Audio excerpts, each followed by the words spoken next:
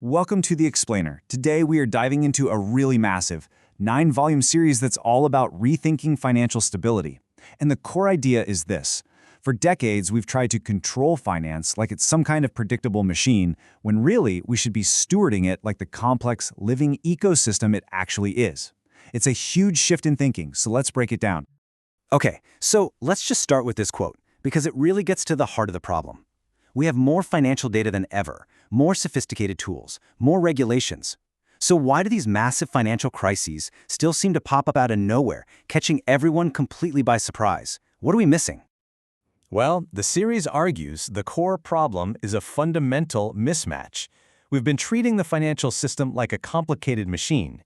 The thinking was, if we just had the right blueprint and tightened the right bolts, we could engineer away all the flaws and prevent any breakdowns. But this is a powerful and dangerous illusion.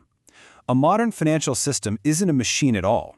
It's much more like a biological ecosystem. It's complex, it's adaptive, and it's constantly evolving in ways we can't predict. So the goal can't be to eliminate all risk. The goal has to shift from control to something very different: stewardship. And this is really the core of the whole paradigm shift. Think about it. You can't control a rainforest. You can't command the weather or tell every single organism what to do. The stability of that system emerges from this incredibly complex web of interactions. And the same is true for finance. You don't control an ecosystem. You have to learn how to steward it. So, what exactly is stewardship? Well, it's a continuous practice, not some one-and-done fix. And it accepts a crucial, pretty humbling fact. We are never going to eliminate uncertainty. It's just part of the system. So the goal isn't perfect control anymore. It's about the responsible management of a system that we will never, ever fully predict. Right, that's the multi-trillion-dollar question, isn't it? If you give up on the illusion of control, what do you do instead? This isn't about throwing your hands up. It's about reasoning in a much more disciplined way. And the series lays out this incredibly clear, logical framework for exactly that, which they call the stewardship arc. So this is the arc of stewardship. And what's really cool is that each of these 5 steps corresponds to an entire volume in the series. It's a journey of reasoning that starts with understanding the very structure of the system and moves all the way through to the challenge of making good judgment stick. So let's just quickly walk through each one. It all kicks off with Volume 1, Design. You have to start here, by looking at the system's fundamental architecture, because fragility doesn't just come from random shocks. It's often baked right into the system because of early design choices that, say, prioritized efficiency over resilience. Next, Volume 2 tackles governance. Let's be honest, in the global financial system, there's no single person in charge, right? Authority is split between central banks, regulators, different government bodies. So governance is about the really hard work of coordinating all of them to look after the system as a whole. Then we get to Volume 3, which is all about diagnostics.